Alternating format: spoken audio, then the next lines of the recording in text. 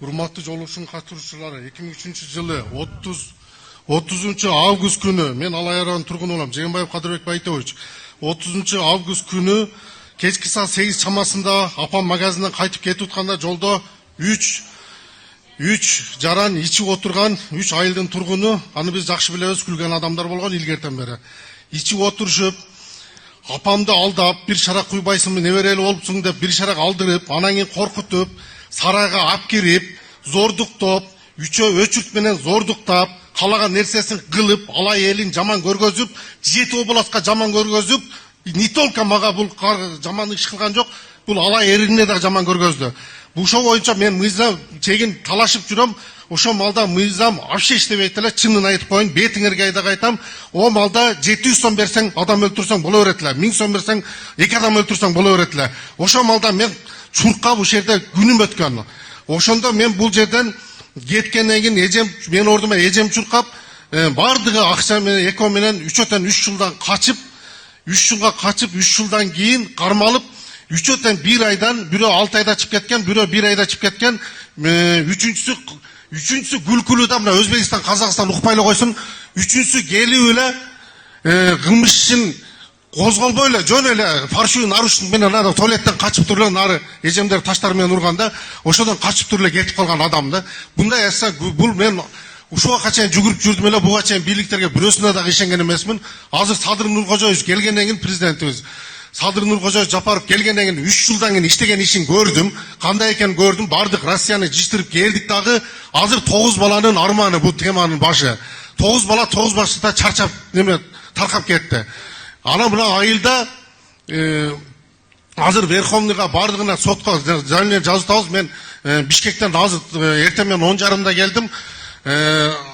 Бишкекте Ак үйгө президентке кат жазып атсам, бирөө мурун чоң болуп иштеген эле, туугандарыбыздан бирөө.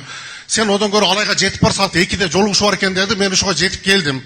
Урматтуу, сизден сураган эч. Ушул менин бул прокурор мынантсем эле алып койрат азыр бул кагазды. Мен сизге жетиш үчүн келдим. Мен ушул президенттин ортосунда көпөр болуп турасыз го сиз. Ошон үчүн жетип келдим мен сизге.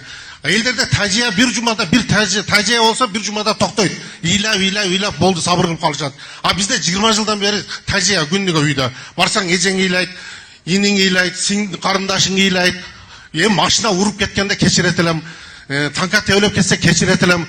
Үчөө зордуктап калаганда кылып, бу жерде теманын башы эле айтылып атат. А мына фактысы кагаздын ичинде. Ушуну көрсөңүз өзүңүз ыйлайсыз мына окусаңыз. Анан кийин ушул ишти такансы аягына чыгыш үчүн ушул видеодон кыркып президентке чыгарат дегенден мен ушул жерге жетип келдим. Эгер президентке жетпей турган болсо, биякта азыр атамдын туугандары 150 адам карап турат, апамдын туугандары 150 адам карап турат. Мен жалган сүйлөбөйм. Азыр ушул жерге барып кайрыласың деп мени күтүп турушат. Эми бунун жообу кандай болот? Бир Алла билет, бир сиздер билесиздер. Бир Аллага таянып калдык, бир президентке таянып калдык.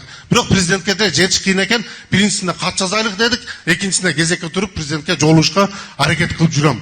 Бирок бир дагы неме иштеген эмес да. Болгону өздөрү айылда ат чабып жүрүшөт. Азыр дагы ат чабып жүрүшөт. Мен 270 000 менен чыгып кеткем, 370 000 менен чыгып кеткем деп. Мына бардыгы билет. Мен жерде милициялардан бүгүн айтып бердим мен. Бардыгы билишет. Канча менен чыгып кеткени, не болуп кеткендери, ушуну бир жакшы көзгө карап берсеңиз. Бул тема, бул дүйнө жүзүндө дагы жок бул темачы. Бул апа деген бөлөк нерсе экен. Бир тууган болсо кечирет элек. Энесинин сүтүн эмип туруп 9 ай көтөрүп жүргөндү кантип унутуп каласың? Унутуп кала албайт экенсиң да. Сиз өзүңүз Батырбекович, Аманхан Батырбекович, өзүңүз неме алып берсеңиз карап. Да, көзөмөлдө сиз деген кадыр көзөмөлдө болот. Атыңызды алабыз, кадыр роодун жетекчиси, кадыр алгыла, бул ишти кайра көтөрөбүз, кадыр. Ала мурунку соттун чечимдери бар да бүт партаң, э? Чечимдери бардыгы болот. Ошонун баарын мыйзам чегинде кайра кагаздарын бергиле, биз карап чыгалы кадыр. Балдар менен.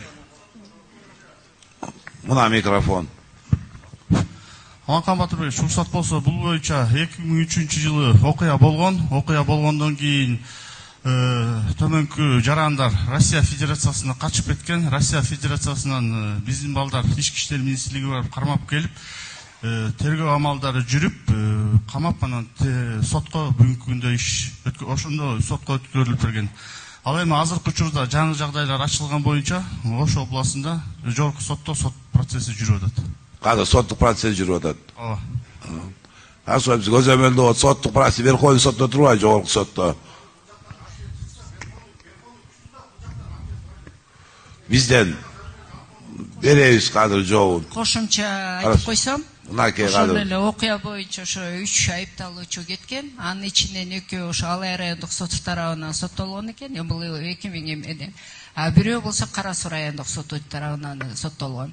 2026 жылы бул жаңы ачылган жагдай боюнча арыз келип түшүп, бүгүнкү күндө жогорку сотто. Жогорку сотто бүгүнкү күндө азыркы эле келген маалымат боюнча Турдуев боюнча Турдуевдун арызы канагаттандыруусуз калтырылган. Турдуевдун иши болсо Кара Суу райондук сотуна жиберилген, кайра кароого жаңа чыгылган жагдай бар деп. Бирок Кара Суу райондук соту азыр Ош шаардык сотуна жибергендиги боюнча иш бар да. Ал эми калганы экөөсү эмеси боюнча Адимовдуку боюнча азыркы күндө жогорку сотто каралууда. Жогорку сотто бирөө гана тиги Ош сотуна өттү, шаардык сотко өттү. Кара Суудагы шаардык сотко өттү. Арызыңызды азыр кабыл алабыз, биз көзөмөл кылып беребиз. Мамат Раимов Урал боюнча ошо жогорку соттун эмеси бар, токтому бар, канагаттандыруусуз калтырылган.